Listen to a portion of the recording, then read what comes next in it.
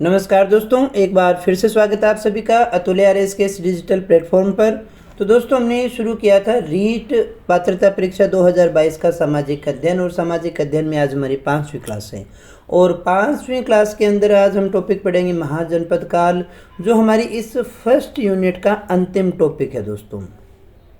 तो इसके बाद में ये हमारी पहली यूनिट है जो कंप्लीट हो जाएगी, क्योंकि हमने शुरू में पहली क्लास में सिंधु घाटी सभ्यता की बात की, फिर वैदिक संस्कृति की बात की, जैन और बौद्ध धर्म। बिल्कुल कंटिन्यूस टॉपिक वाइज टॉपिक अपना सिलेबस चल रहा है और एक एक चीज़ को अपने यहाँ पर देखते जा रहे हैं।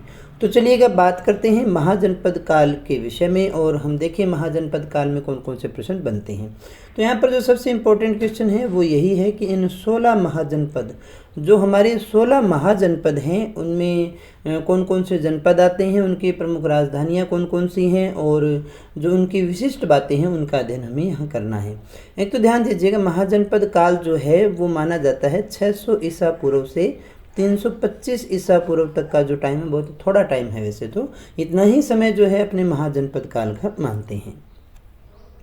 अब हम देखें कि महाजनपद काल के विषय में हमें जानकारी कहाँ से मिलती है, वो कौन कौन से स्रोत हैं जहाँ से हम महाजनपद काल के विषय में जान सकते हैं।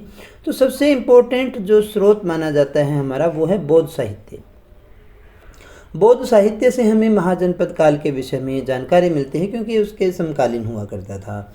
तो यहाँ पर देखिएगा, एक तो अंगुत्तर निकाय और महावस्तु जो हैं, यहाँ से हमें 16 महाजनपद के विषय में जानकारी प्राप्त होती है। दोस्तों, ये क्वेश्चन बहुत बार आता है कि महाजनपद काल के विषय में हमें जानकारी कहाँ से प्राप्त होती है, तो अंगुत्तर निकाय से प्राप्त होती है, जिसमें 16 महाजनपद के विषय में बताया गया है।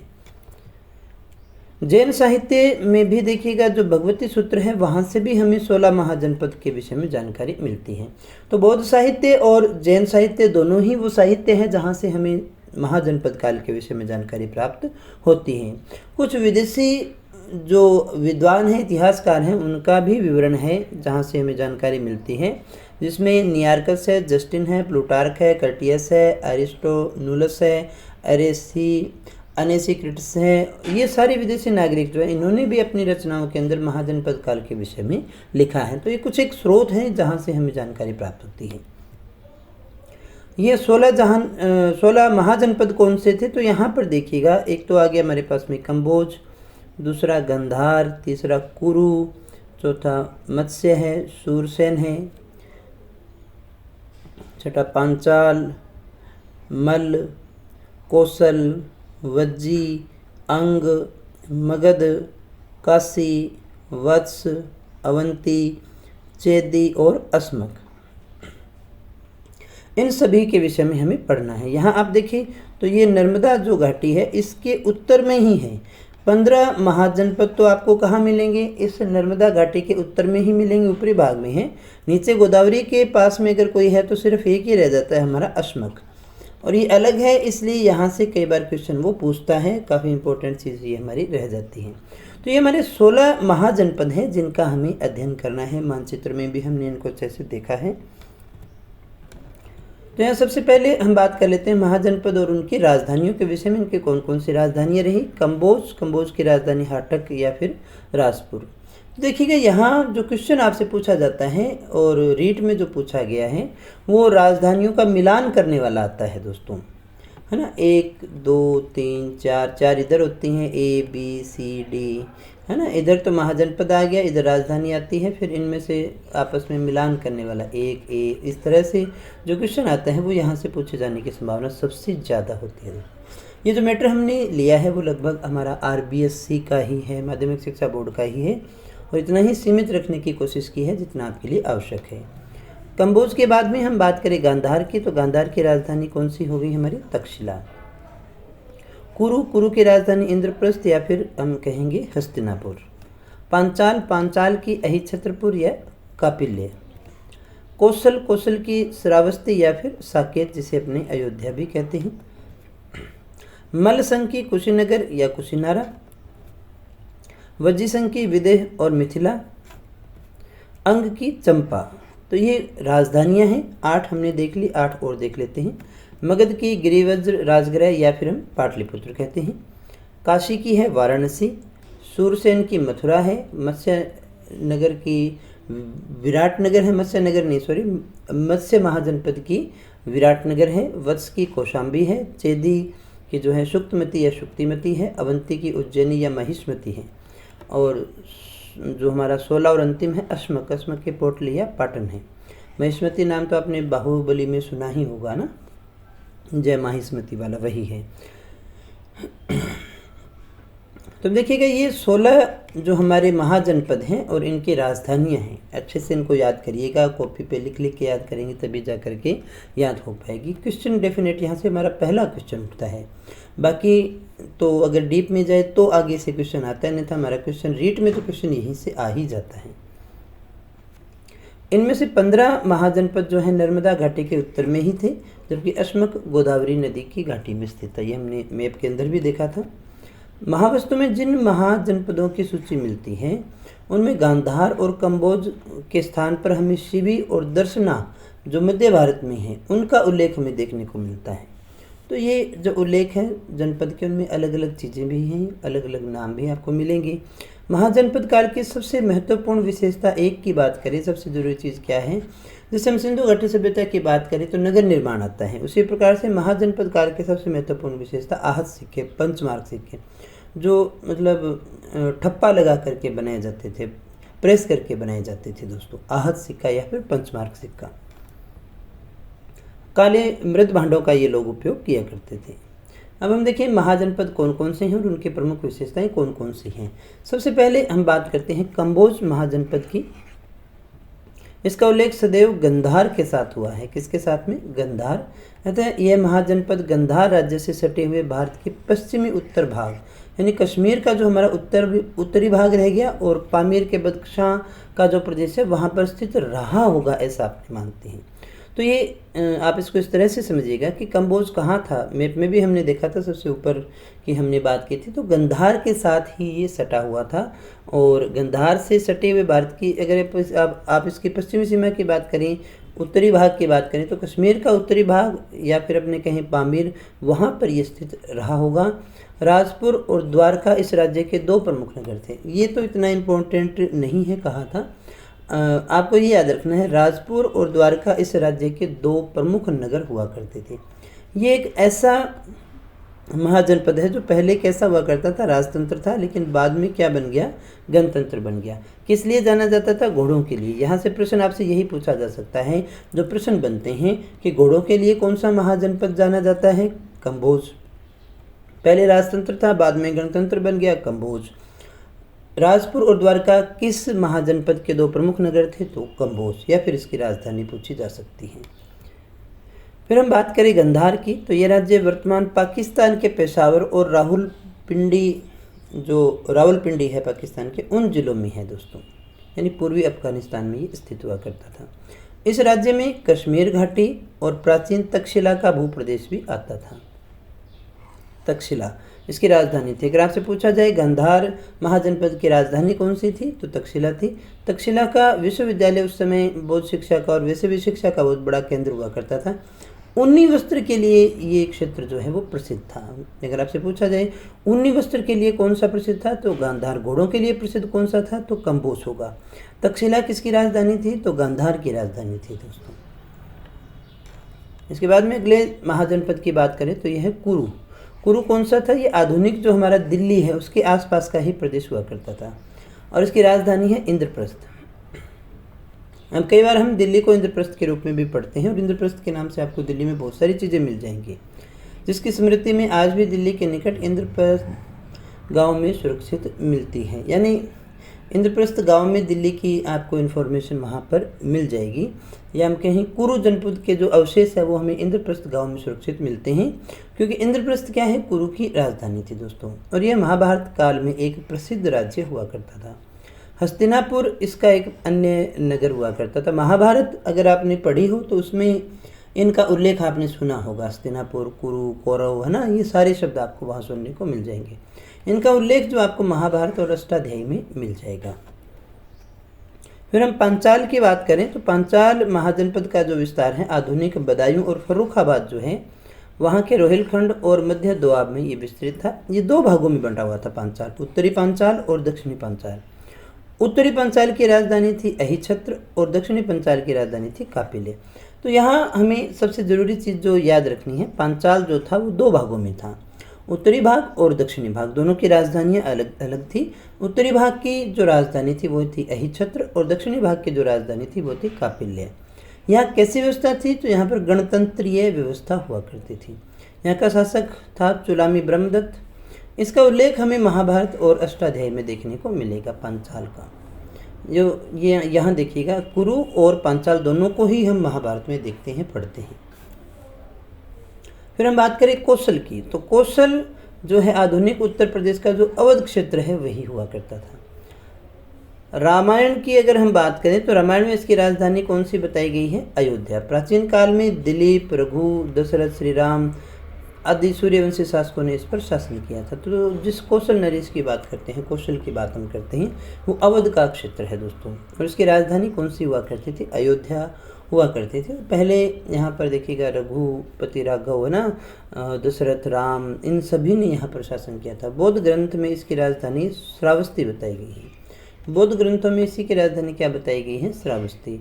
बुद्ध के समय ये 4 शक्तिशाली राजतंत्र जो हुआ करते थे उनमें एक था। तो ये क्लियर हो जाता है, ये समय एक राजतंत्र था, गणतंत्र नहीं था। बुद्ध के समय प्रसेनजीत यहाँ का प्रतापी शासक हुआ करता था। फिर हम बात करें मल्ल प्रदेश की, मल्ल महाजनपद की, तो ये एक गणराज्य हुआ करता था और 2 भागों में बंटा हुआ करता था। एक की राजधानी थी कुशीनारा, जो पूर्वी उत्तर प्रदेश के देवरिया जिले में है, आधुनिक कुशीनगर के नाम से जाना जाता है, और दूसरे की थी पावा। तो मल्ल भी कितने भागों में बंटा हुआ था? 2 भागों में बंटा हुआ था, एक उत्तरी और एक दक्षिणी। एक की तो राजधानी थी कुशीनारा और दूसरे की थी पावा। मल्ल लोग जो थे अपने साहस व युद्ध प्रियता के लिए ज़्यादा जाने जाते थे दोस्तों। मल्ल राज्य अनंत मगध के द्वारा जीत लिया गया। विदेह की भांति ये भी क्या था? एक राजतंत्र ही हुआ करता था। यहाँ का शासन गणतंत्रात्मक था, राजतंत्र था लेकिन शासन पद्धति कैसी चलती थी? गणतंत्रात्मक। बुद्ध का महापरिनिर्वाण भी जो है वो इसी में हुआ था दोस्तों। तो ये 2 भागों में बंटा हुआ था। धीरे धीरे ये भी राजतंत्र, गणतंत्र इस तरह से परिवर्तित होता रहा था दोस्तों। तो ये तो शायद बहुत कम संभावना है गणतंत्र वगैरह पूछने की। तो यहाँ जो हमें याद रखना है, इसकी 2 राजधानियाँ हैं, ये याद रखनी है मल्ल की। कुशीनारा, जिसे हम कुशीनगर भी कहते हैं, और दूसरी थी पावा। मल्ल राज्य अंततः है ना, अंततः मगध के द्वारा जीत लिया गया था बाद में, फिर उसी का अंग हो गया था। फिर हम बात करें देखिए वज्जी की, तो ये जो वज्जी संघ है ये गंगा नदी के उत्तर में नेपाल की पहाड़ियों तक विस्तृत हुआ करता था। गंगा नदी के उत्तर में, पश्चिम में इसकी सीमा बनाती थी गंडक नदी, और पूर्व में संभवतः इसका विस्तार कोशी और महानंदा नदियों तक हुआ करता था। ये एक संघात्मक गणराज्य था, इसमें 8 कुल थे दोस्तों, यानी ये 8 गणराज्यों का एक संघ हुआ करता था। बुद्ध और महावीर के काल में ये एक अत्यंत शक्तिशाली गणराज्य था। बाद में मगध के शासकों ने इसे अपने राज्य में मिला लिया और एक प्रदेश बना लिया। ये 8 गणराज्यों का जो संघ था, इसमें विदेह, वज्जी, लिच्छवी, ज्ञात्रक, कुंडग्राम, भोज, इक्ष्वाकु, कौरव, ये इन सभी का 8 का एक संघ हुआ करता था दोस्तों। और वज्जी के अगर प्रमुख शासक की बात करें तो यहाँ के जो प्रमुख शासक हुए थे वो थे चेटक। फिर हम बात करें अंग प्रदेश की, तो ये मगध के पश्चिम में स्थित हुआ करता था। इसमें आधुनिक बिहार और बिहार के मुंगेर और भागलपुर के जिले शामिल हुआ करते थे। मगध और अंग राज्यों के बीच में एक नदी बहती थी चंपा, और चंपा इसकी राजधानी का नाम भी हुआ करता था। तो अंग की राजधानी कौन सी थी? चंपा। और मगध और अंग के बीच में नदी भी बहती थी, कौन सी? चंपा। तो ये उस काल में व्यापार और सभ्यता का प्रसिद्ध केंद्र हुआ करता था, ये याद रखना। व्यापार का प्रमुख केंद्र था अंग। अंग और मगध के बीच में बहुत सारे संघर्ष हुए, अंत में इसका विलय भी किस में हो गया? मगध में हो गया दोस्तों। राजधानी चंपा थी इसकी, प्राचीन नाम जिसका मालिनी था। इसका प्रमुख नगर भी कौन सा था? चंपा था। इसके अलावा अश्वरपुर और बद्रिका इसके प्रमुख नगर माने जाते हैं। बिंबिसार के समय यहाँ का शासक था ब्रह्मदत्त। फिर हम बात करें मगध की, तो इस राज्य का अधिकार क्षेत्र मोटे तौर पर आधुनिक बिहार के पटना, गया जिलों के भूप्रदेश पर था, और इसकी राजधानी हुआ करती थी गिरिव्रज। बाद में राजगृह और पाटलिपुत्र भी राजधानियां बनी। आरंभ में तो ये एक बहुत ही छोटा राज्य था, लेकिन धीरे धीरे इसकी शक्ति में विकास होता गया और बुद्ध के काल में ये 4 शक्तिशाली राजतंत्रों में से एक हुआ करता था। फिर हम बात करें काशी की, तो काशी महाजनपद काल का सर्वाधिक शक्तिशाली केंद्र हुआ करता था काशी। इसकी राजधानी थी वाराणसी। वाराणसी अपने वैभव, ज्ञान और शिल्प के लिए बहुत ज़्यादा प्रसिद्ध थी। महाजनपद काल का जैसे जैसे अंत हुआ तो ये कौशल राज्य में ये भी क्या हो गया, काशी भी कौशल राज्य में विलीन हो गया। सूरसेन की बात करें तो सूरसेन एक जनपद था, महाजनपद था। इसकी राजधानी मथुरा थी। महाभारत और पुराणों में इसके जो राजवंश थे उन्हें यदु या फिर यादव कहा गया है। इसी राजवंश की यादव शाखा में जो है श्री कृष्ण का जन्म हुआ था। सूरसेन जो जनपद थी उसकी राजधानी मथुरा हुआ करती थी, है ना, जहाँ से श्री कृष्ण का नाम आता है। यादवों की शाखा यहाँ पर हुआ करती थी शासन के तौर पर। इसके बाद में हम बात करते हैं मत्स्य जनपद की, तो इसमें ज़्यादा कुछ है नहीं। विराटनगर इसकी राजधानी है और इसमें राजस्थान के अलावा भरतपुर, जयपुर राज्य का क्षेत्र शामिल हुआ करता था। मत्स्य जनपद अलग है दोस्तों, और मत्स्य जो अपने मत्स्य संघ का निर्माण हुआ था वो अलग था दोस्तों, तो थोड़ा सा कन्फ्यूजन होता है इसमें कई बार, तो जगह को याद रखिएगा अच्छे से।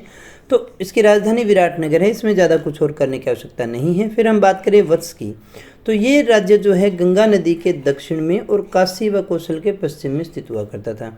वत्स की राजधानी कौन सी हुआ करती थी, कौशाम्बी हुआ करती थी, और ये उस समय व्यापार का क्या था, एक बहुत ही प्रसिद्ध केंद्र हुआ करता था। अगर आपसे पूछा जाए उस समय व्यापार का एक प्रसिद्ध केंद्र कौन सा था, तो यही था। कौशाम्बी इलाहाबाद से लगभग 48 किलोमीटर की दूरी पर है, देखने को मिल जाएगा। बुद्ध के समय यहाँ का राजा उदयन हुआ करता था, जो बहुत ही शक्तिशाली और पराक्रमी हुआ करता था। उदयन के बाद में मगध ने इस राज्य को हड़प लिया। वत्स का राजा भी बुद्ध के समय 4 प्रमुख राजतंत्रों में से एक हुआ करता था। फिर हम बात करें चेदी की, तो चेदी की जो राजधानी थी वो हमने पढ़ा था शुक्तिमती या फिर शक्तिमती, इसकी राजधानी हुआ करती थी। और ये जो राज्य है वो आधुनिक बुंदेलखंड के पश्चिमी भाग में स्थित था। इसे बौद्ध साक्ष्य में सौथवती भी कहा गया है। चेदी लोगों का उल्लेख आपको ऋग्वेद में भी मिल जाएगा। महाभारत में यहाँ के राजा शिशुपाल का उल्लेख किया गया है। कौन से राजा का, शिशुपाल राज्य किया करता था, ऐसा हमें उल्लेख मिलता है, जिसका वध भगवान कृष्ण ने सुदर्शन चक्र के द्वारा किया था। ये आपको याद होगा थोड़ा बहुत। इसके शासनकाल में इस राज्य ने बहुत उन्नति की थी। इसी समय इस वंश की एक शाखा कलिंग में भी स्थापित हो गई थी दोस्तों।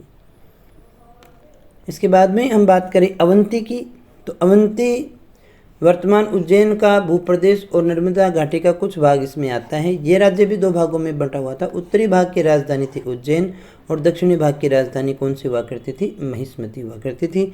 बुद्धकालीन 4 शक्तिशाली केंद्रों में से, राजतंत्रों में से ये भी एक शामिल था। बाद में इसे जो है मगध राज्य में शामिल कर दिया गया था। अश्मक, अश्मक क्या था, ये राज्य जो है दक्षिण में गोदावरी नदी के तट पर स्थित था। इसकी राजधानी पोतली या पोदन थी। बाद में अवंती ने इसे अपने अधीन मिला लिया था दोस्तों। तो दोस्तों ये थी हमारी आज की क्लास। मुझे उम्मीद है सभी चीज़ें आपको अच्छे से समझ में आ चुकी होंगी। अगर सच में वीडियो अच्छा लगा हो तो वीडियो को लाइक करना, दोस्तों के साथ में शेयर जरूर कीजिएगा दोस्तों। और हाँ, कोई समस्या हो, कुछ पूछना हो तो आप मुझे कमेंट कर सकते हैं। आपके कमेंट वैसे भी मेरे लिए ऑक्सीजन का काम करते हैं। चैनल पर पहली बार आए हो तो सब्सक्राइब कर लेना, क्योंकि इस तरह की क्वालिटी एजुकेशन वीडियो केवल और केवल आपको यहाँ से चैनल पर मिलते हैं। तो दोस्तों आज के लिए इतना ही, मिलते हैं नेक्स्ट वीडियो में एक नए टॉपिक के साथ। तब तक यूँ ही बने रहे हमारे साथ। Thank you very much.